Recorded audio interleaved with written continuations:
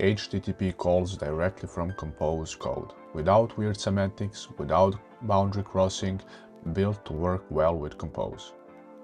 Here you can see some syntax that we will be working towards. This is just a sneak peek, and we will go through it step by step, and I will explain everything along the way. You can see here we have some provided composables. This is all provided by the library, and on the right hand side you can see querying and fetching mechanisms. For this we will be using a library called Soil. Before doing a deep dive into it, we will cover all the common HTTP interactions, such as fetching data, infinite scrolling, aka pagination, mutating through put or post requests, showing loading indicators, showing error, caching, different caching setups, etc. In the spirit of Compose, we just declare what we want and library does everything for us. We will also cover some more complex use cases like combining queries, queries that depend on one another, repeating requests when the resources for those requests are updated through put or post, mutations, how to use the circuit for presentation logic, etc. I will also explain some rough edges around the library and where those are coming from. Disclaimer: library is in alpha stage and hasn't been updated in a year, so don't migrate anything to it, and don't use it at work. I'm covering it to show the capabilities of Compose, creativity of the library creation, and to expand our horizons to reinforce what I'll be talking about, that Compose is not a UI library. I learned about this library when I was going through Droid KG 2025 app. They can get away with it in comparison to, for example, now in Android app, because Droid KG is more developer-centric conference, what reflects in their app, talks that they have, etc. And they are using cool tools that Google is not okay with recommending, because those tools are not battle tested, not production ready, etc. You get the point. I will give you a mature, production-ready alternative at the end of the video, but that one is not interesting from the Compose point of view. First, we need to understand the design philosophy of Soil, library that we will be using. It draws heavy inspiration from web tooling and behaviors common on web, which can be seen in the library's defaults. One such tool or philosophy is SVR cache, stale while revalidating. SVR is a minimal API with built-in caching, revalidation, request deduplication, etc. It keeps the UI fast, consistent, and always up to date. So it will be showing data that we already fetched while it is updating that data in the background. So theory can be fun, but let's jump into code and see how all of this works. As I've said, this is what we are going towards, but we will now start from scratch, and we will build a separate screen, and we will see all different mechanisms and introduce them one by one, see what benefits they bring and how all of them work together. We will build a post list and the post details screen. This one that you are looking at right now is a post details screen.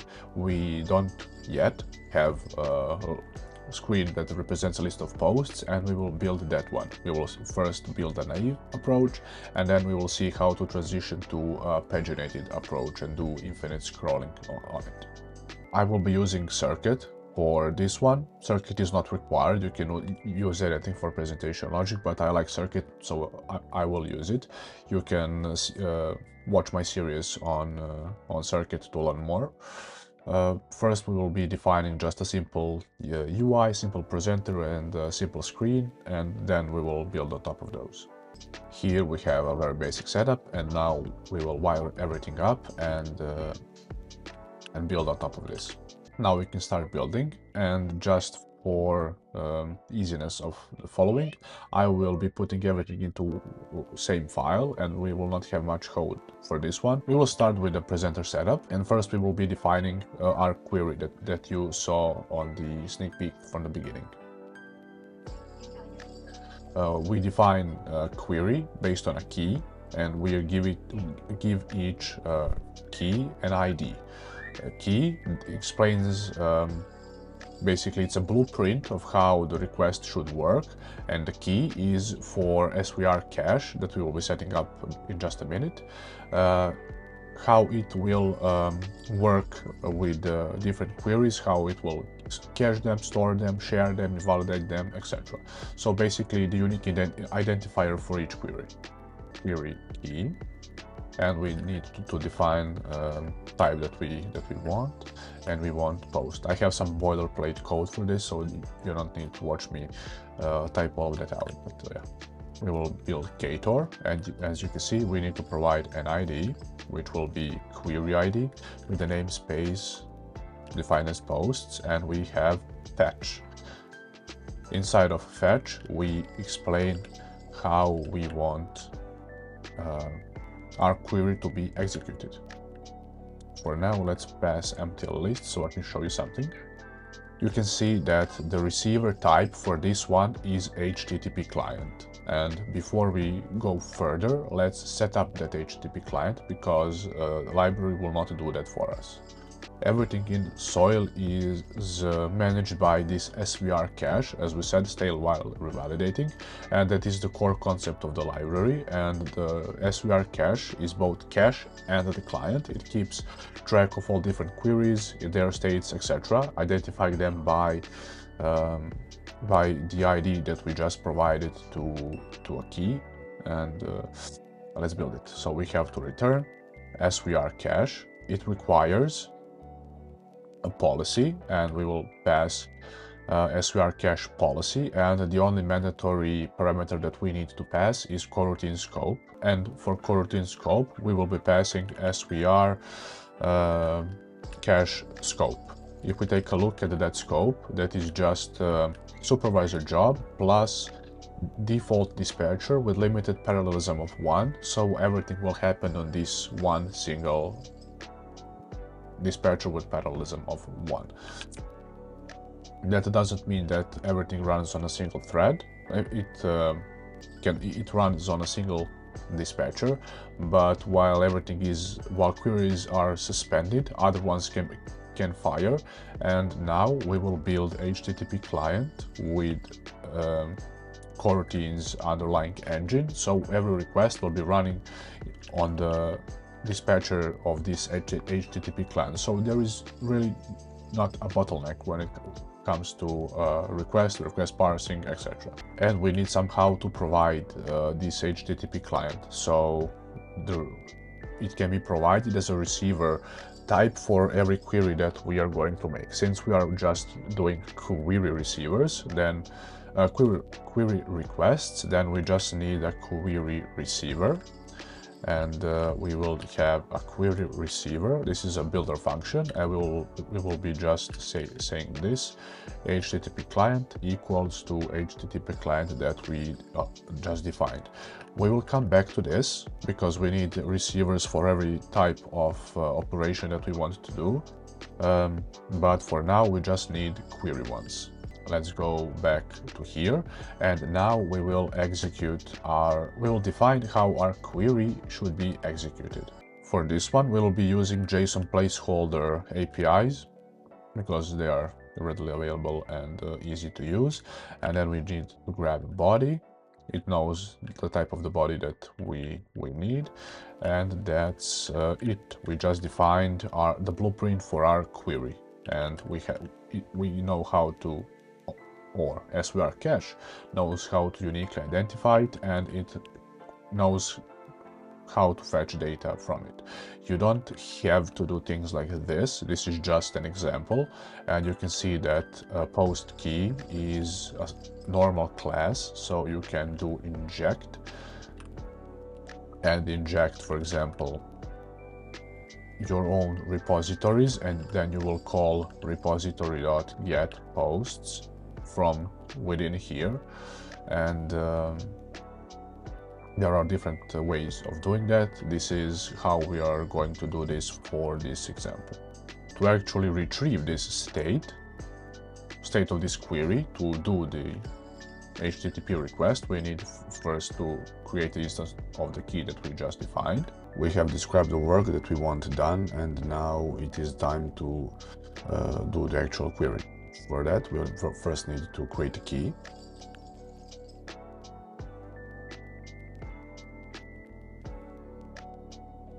And to create a query.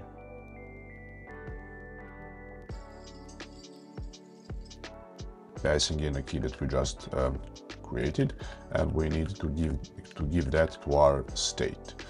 Our state doesn't yet take any data except the event sync. We'll have a query model of the type that we are expecting. And we can see that state is not being stable, and we can mark it as stable. I don't like that we have to do that manually, but it is what it is. First, I will do a very basic and naive approach of owning UI logic and what to present and when. We will see how to leverage other tools that come with the library, but first let's just see something running on the screen. For query loading data, I just added, when it's loading, I just added the full screen with a circular progress indicator in the middle and a list of posts.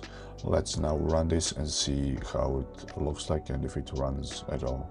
Here we have it. Here you can see that I've implemented UI states only for loading and success. That is for a reason. I want to showcase the other tools that are provided by Soil. Of course, we can map these states to our own state, manage that, etc.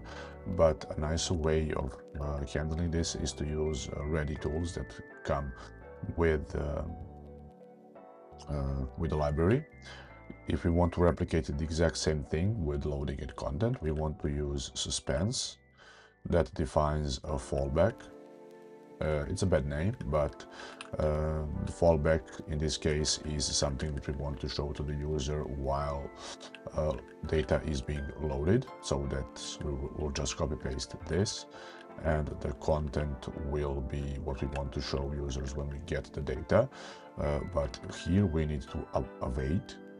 So what we are awaiting, we have a state. We want to await state dot posts or data, and then we are getting a list of posts and we can display it. Let's now run it and see that it behaves exactly the same way, loading and then followed by a list of posts. Errors are a very big part of any program in general, especially when working with HTTP requests, because those can fail for any reason. In order to show errors, we need to define this error, call this error boundary. It also takes a fallback and the content, but in its case, fallback is what we will show to the user while when error occurs. And for this one, I will just have a simple text that says that error occurred, and we will now run this. I will simulate the network failure, and then we'll see what's going on. Airplane mode is on, and we can see that error occurred text appears. I also want to talk briefly about the benefits of using tools provided by the library. Those are like suspense, await, lazy load instead of having our own logic. If we are going to use Soil, it's good to use these tools that are provided by the library. Why?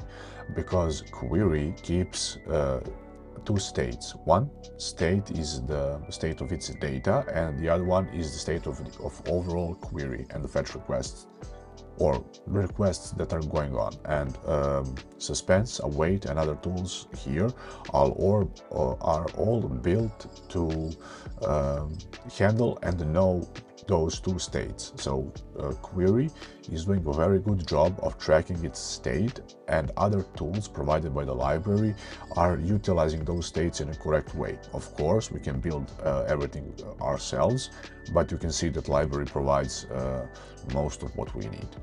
Let's now see one thing that we don't want to see on mobile that is inherited from the web rewrite of the library.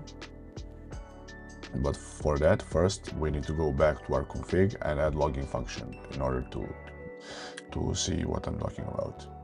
Here you can see just a basic logger function that prefixes everything with query log, and I will run the app again and we can see what's really going on and what is the thing that I don't like about it. I will demonstrate that on a post detail screen. It is implemented exactly the same way, so it works the same on both. So let's go to this particular post. We cannot do that. I need to wire things up first. Now we just need to do the wiring and then we're good to go. I will clear the logs and we can see what's going on.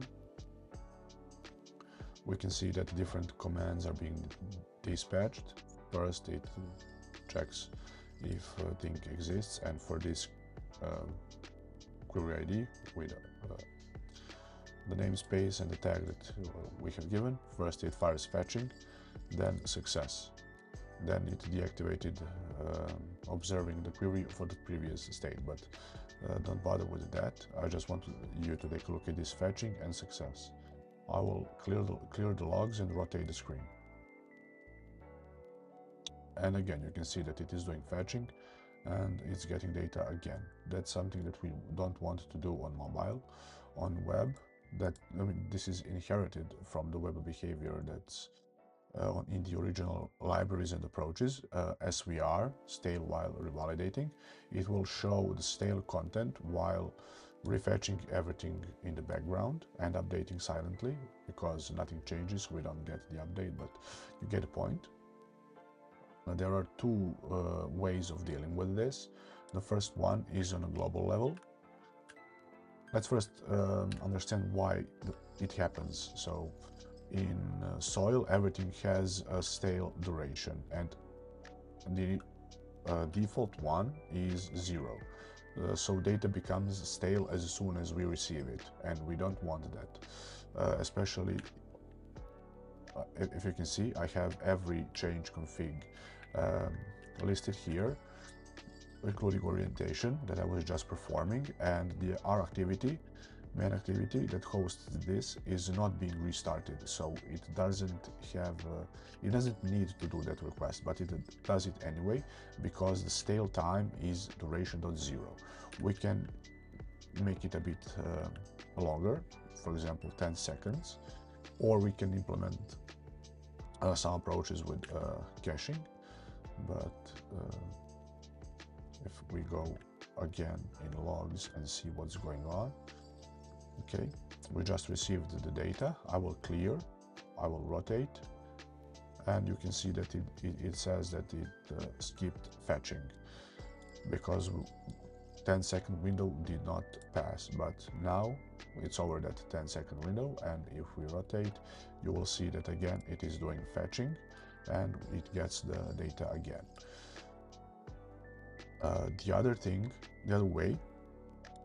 The other way that we can fix this is by introducing per query behavior.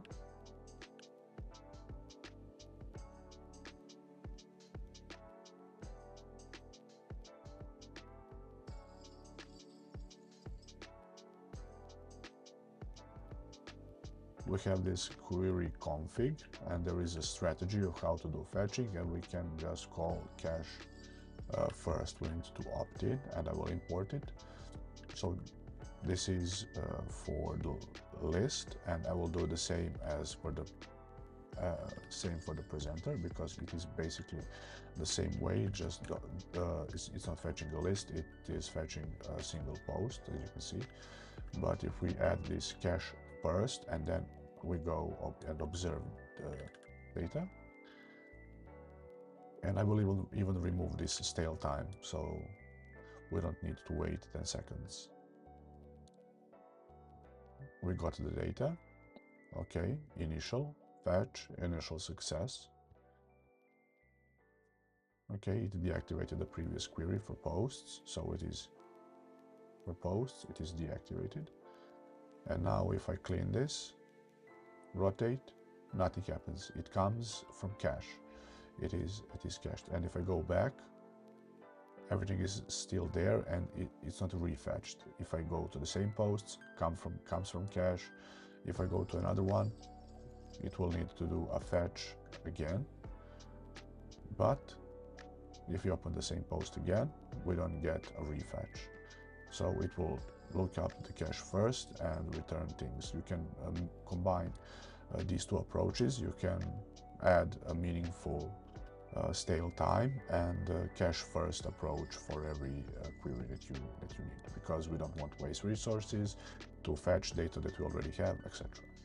Issue with the library is that it offers only memory cache. You don't have a persistent memory cache, and if you want to have, for example, your database as a single source of truth, if you're building offline first mobile app, you would need to implement that by yourself. And as I said before, posts key is a simple class, so you can inject things into it.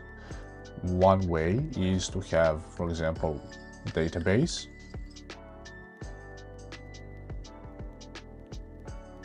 database injected, and then you have to override this on preload data.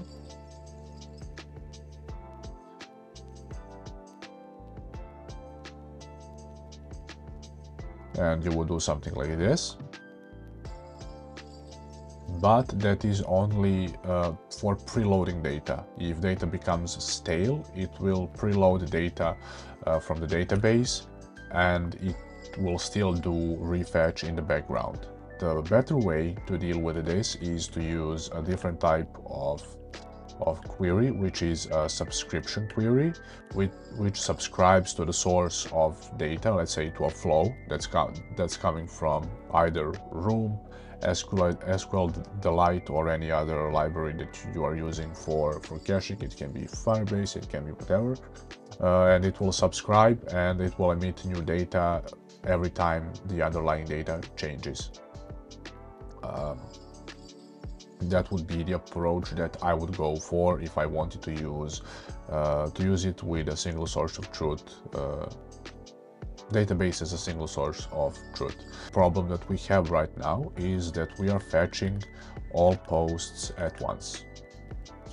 Right now this endpoint returns 100 posts, but it can be 1,000, 2,000, etc. We don't want that. We want a paginated list of data. For that, we also have a different type of query. We use now query. I mentioned subscription query. It just subscribes to a flow, and we have infinite query key. It also takes parameters, but we will define those in a minute. Infinite query ID, and we will build infinite query again with Ktor, and this one requires us to have the initial params and load more params. These paginated responses, alongside the data that you request, they are returning some metadata that are used for subsequent fetching, and either that being cursor or offset pagination, though that the data will be returned. This endpoint that we are using is using offset-based pagination, and we will set up and model that offset pagination. For the initial params, we want to return paging params with a limit of, let's say, 30. At first, we want to load more data than in subsequent fetches, so that's why we will get 30 posts first, and of course we are starting on 0, because this is the initial fetch. On load more params, we need to tweak this and to keep state of our paging params. And let's implement our load more params. We need to define parameters that we're going to take to work with. We have it defined here, but we need to provide them for load more. As you can see, the type, it is query chunks, and now we need to take care of providing new parameters and keeping state of where we are in the current fetching sequence. So we will go to chunks. We will get the last chunk. We will, if it exists, we will take it only if its data is not empty. If it has any data, if we, for example, did not reach the end of the list. And what we will do is we need to create new paging params. The start of the new paging params should be the end of the previous one param. Those are the previous parameters that we passed into the load function. So start, this was the previous start, and we want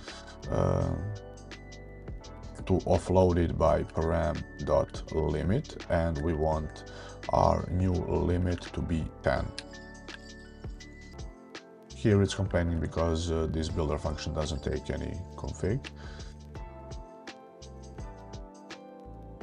And we need to use those parameters somehow.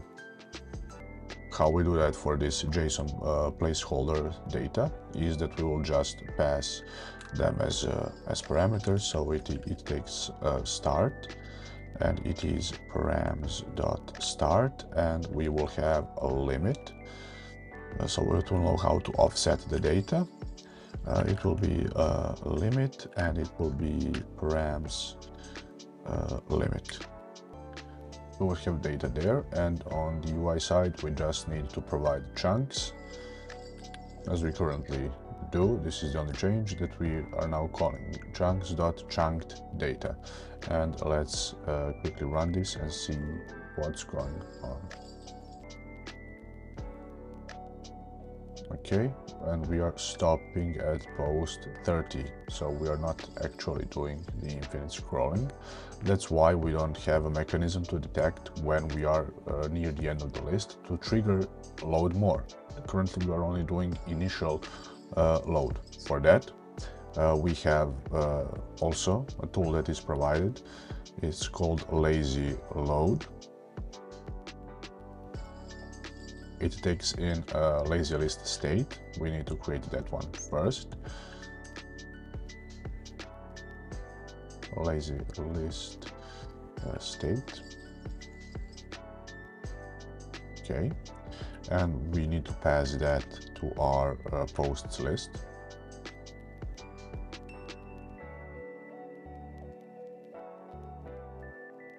And we need something to trigger that.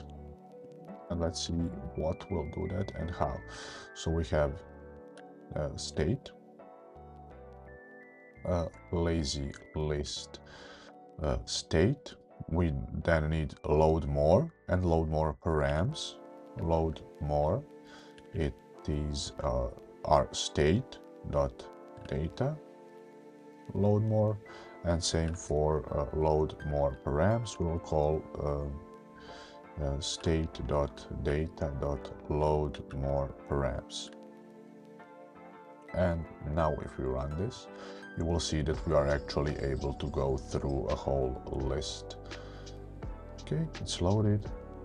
Now it's 30. We are in the end, and it did a request.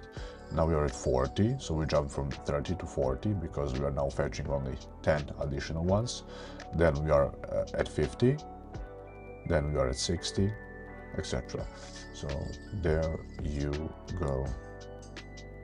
There is a way to customize this lazy load. For example, maybe you want to do load more on 3 items until the end, when the user is 3 items before the end, 10 items. The default one is 6.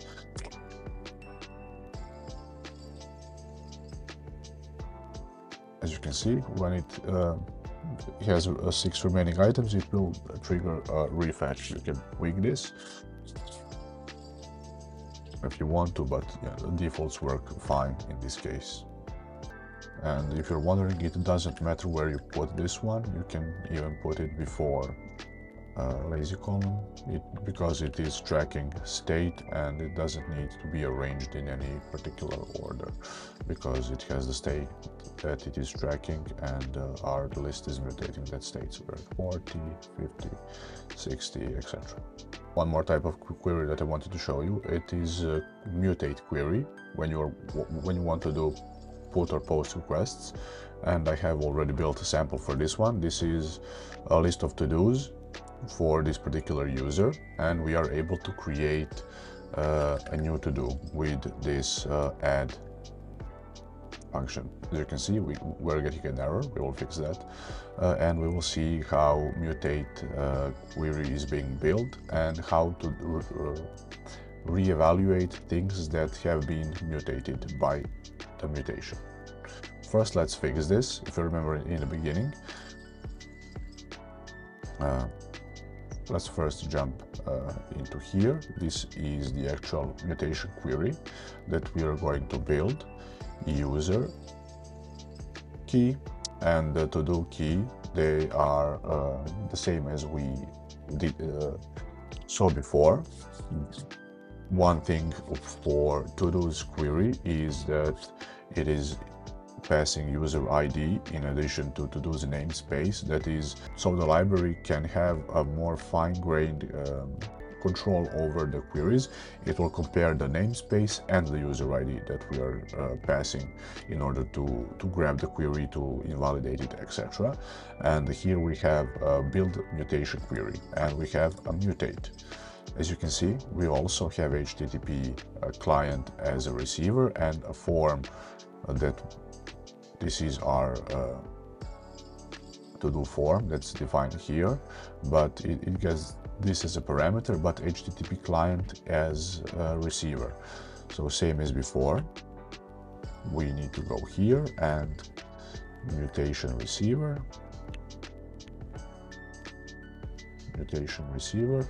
and the same as before, this dot HTTP. Client is HTTP client. Now let's run the app and see if that fixed our error for creating new to-dos. We see that it did. We don't see any updates. I will talk about it right now. So this is how you do it. We are doing a post request for that to do, and we are getting a response back. Let's jump into logs and see what's going on. Now I will run the app again. Everything is fresh. We will have here some new to do. Clear the logs, and let's see, it is adding. You can see that our tags to do with tags 1 has been invalidated, that we did fetching and success for to-dos with tag the user 1. That's because I'm passing 1 as a user ID. So why that happens? We are going back into mutation key, and here we have a mutation effect. So what will happen after a successful mutation? We will have a query client that's provided as an effect context, as you can see, and we will invalidate query by its ID. And that's where user ID comes in handy. If we only have had to-dos for queries, then any invalidation of that to-dos query would invalidate everything. But now we can have fine-grained to-dos. We can have cache to-dos for users with IDs 1, 2, 3, 4, 5, and we can invalidate them as we want. We don't need to do invalidation for all users. We can just do, for example, for user 1 and user 5. Other ones can stay in cache and do nothing. So on successful mutation, this will run, and this is where we mutate or invalidate, where we invalidate the query that we want. If we don't do this, then we would not be able to fetch a new list, because JSON placeholder is just a stub API. It's not actually showing anything new being created, but it returns a response 201. I think it is for creation. One more thing that I wanted to show you is how those queries are being cached. And right now I have a screen with 3 distinct elements that are all accessing the same query. So we have the header with the 3 components, 1 query, text, and the refresh button, the to-dos completed counter, and the list of to-dos. They're all accessing the same query, and you can see server hits is at 1. They are all accessing the same query, but the first one does the loading and the other ones are just getting fetched data. And I can do refresh to hit the server one more time, but again, not every component subscribes and creates its own query. They all subscribe to one shared query that's being cached in SVR cache that we did set up in the very beginning. How query works: it has one state flow of its state, and then it emits it, and every new subscriber will get the latest data that the query has. So the first one will do the fetch, and then the other ones will just subscribe to incoming stream of data. And for the end, I promised you that I will show you one production-ready, mature library for this, and it's store 5, as you can see. And what it has, let's go into concepts and overviews. So it has a store, it handles data for us. It also has a fetcher, updater, bookkeeper, validator, etc. It provides the same mechanisms as Soil, but it also adds on top of it, it adds easy way to have a persistent cache that's not weird and a bit ugly at times. It has a nice thing like a bookkeeper that keeps track mutating requests. If you are familiar with optimistic updates, let's say that user is liking the post and you are updating UI immediately, but you are doing the put or update request in the background. And for example, this bookkeeper is for that. When your sync succeeds or fails, in such scenarios, you will save a request that needs to be done persistently. You will save it in a persistent data store, and you will try to hit the network. In case that you succeed, you will get a success response, and in that case, you delete the request from the local persistent storage. In case that it failed, you need to keep it, and you need to retry it. You also need to know which ones failed, and which one was the last one that failed, etc. So it is a library with a very good toolkit. So that's what bookkeeper is used for. Updater is like a mutate put posting. Fetcher is like a query thing, etc. I would highly recommend exploring this and maybe use this in some projects when you need this. But it would also be a good practice to build something like this by yourself, and you will learn a lot about system design and architecture on mobile systems. And that's it for this one. Like, share, subscribe. I would really like to see and hear your thoughts in comments below, and see you in the next one.